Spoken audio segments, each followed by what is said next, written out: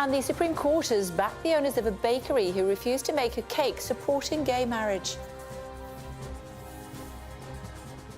Let's get more on that ruling, should we? Supporters say it's a nod to free belief and speech, but opponents say it has wider implications for the LGBT community.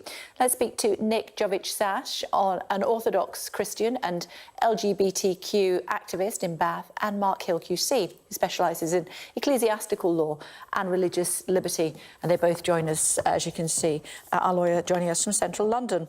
Hello to you both. Thank you for joining us on the Kay Burley Show this afternoon. Nick, to you first of all, if I may, your reaction to this final ruling. Well, I'm very shocked and disappointed by it. I think fundamentally that UK law shouldn't protect racism, it shouldn't protect racism, and it shouldn't protect homophobia. And I think I find it particularly alarming as someone who is a devout Christian themselves. I don't understand what this has to do with the protection of my faith. At the end of the day, if you aren't in favor of gay marriage, if you don't want a gay marriage, don't have one. And if you don't like writing nice messages on cakes, then maybe you shouldn't be a baker. Mark Hill, QC? I think that slightly misrepresents the decision. What we have received today from the Supreme Court is an anodyne decision which supports the freedom of speech, something which we all value in any liberal democracy. There's nothing homophobic or bigoted about the judgment. On the contrary, Lady Hale went out of her way to express her support for the gay community and to give the backing of the law for all that implies. All that has been said is that in Northern Ireland, where the issue of gay marriage remains political, it's not yet lawful as it is in the remainder of the United Kingdom. No individual should be compelled to sign up to a message in which they don't believe. It's as simple as that. It's an anodyne judgment, and I welcome it. Nick, contrary to what you're saying, Mark Hill QC is saying this is supporting freedom of speech, this judgment. Well, I could think there's kind of a little bit of double talk going on right here, because I think sometimes fundamentalists will sort of say one thing and mean another. So, for example, on the issue of abortion, people will say they're pro-life, when what they really mean is they're anti-choice. And I think in this instance, what's being said is people are saying their freedom of speech. What we're talking about is the freedom of people to hate and discriminate against certain groups.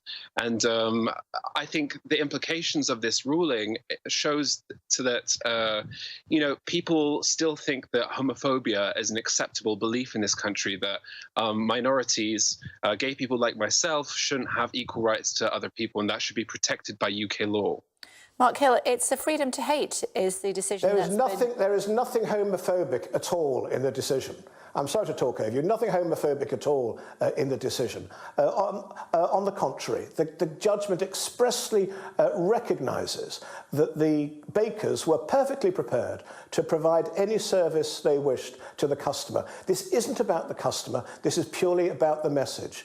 The great thing about the debate that we're having today is you've brought together two speakers with diametrically opposed views. If at the end of this interview you asked me to adopt all that the other speaker has said, or vice versa, that would be an outrage. So all that the court is doing is saying that wherever you are, you can express whatever view you wish, but you cannot be compelled to express an opinion which you do not believe in. That is a victory for liberal democracy.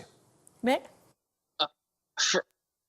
So I think another good example of this might be in the 1980s in South Africa, the Dutch Reformed Church was a very big supporter of the apartheid movement. Because of their interpretation of the Old Testament, they believed that the Old Testament said that white people are superior to black people. So I'm interested if Mark thinks the UK law, in a similar instance, would protect people who believe white superiority on the basis of their religious beliefs.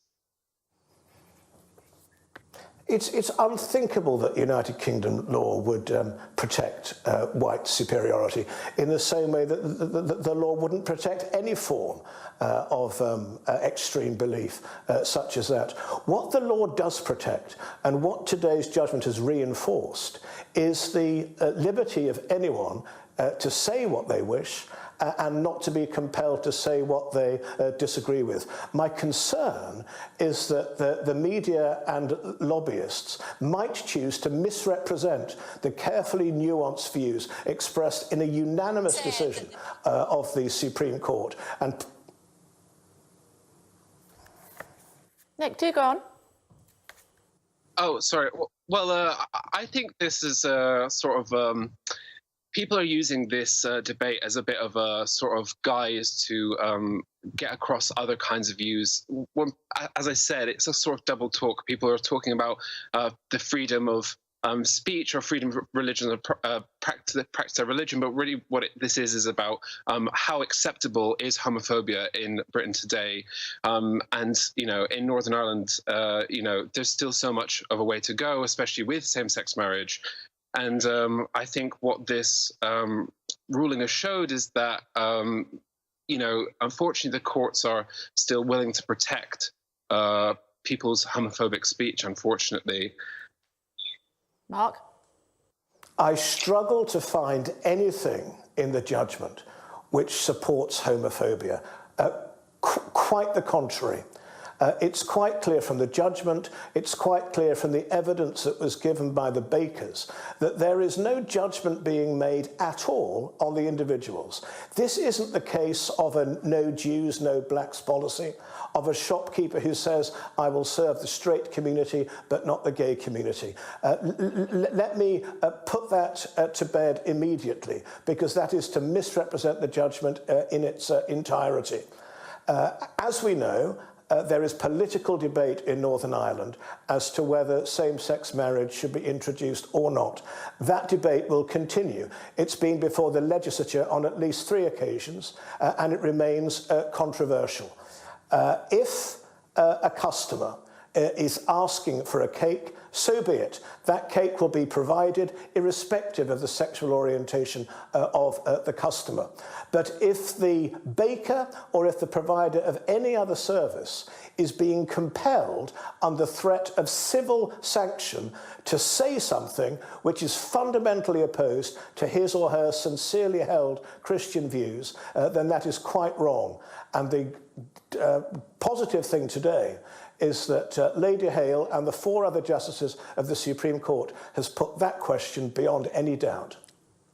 No, I don't agree. I mean, what I think is, and what I find so curious about this ruling is the fact that because they didn't discriminate the individual per se, but instead all same-sex couples, that this is somehow non-homophobic as a ruling. I mean, I think that's kind of ridiculous, a sort of bizarre splitting of hairs. The fact that you can oppose equal human rights for all LGBT people in this country, which should be a fundamental right and not a privilege. And that's okay because you're not saying it about the individual specifically. I mean, that seems like a really bizarre splitting of hairs there. I don't think it's a splitting of hairs at all. And the fact that you and I do differ on this supports the fundamental importance of freedom of expression. This isn't about an opinion in respect of one gay person or the gay community as a whole. This is a case which turns entirely on the expression of a political view. It's a little bit like the problems one has at universities with speakers being no platformed. What we thrive on in this country, what we have fought for generations in this country, is that people should be free to express their own views. Voltaire famously said, disagree with everything you say, but defend to the death the right to say it. Similarly, one shouldn't be compelled to express a view with which one disagrees. Nick, I knew that you would laugh at that. Go on. Well, you're kind of really putting words in my mouth here. I mean, I'm not against freedom of speech at all. I'm someone who does work as a political activist. Of course, I believe in freedom of speech. I think it's sort of building a bit of a straw man attack here.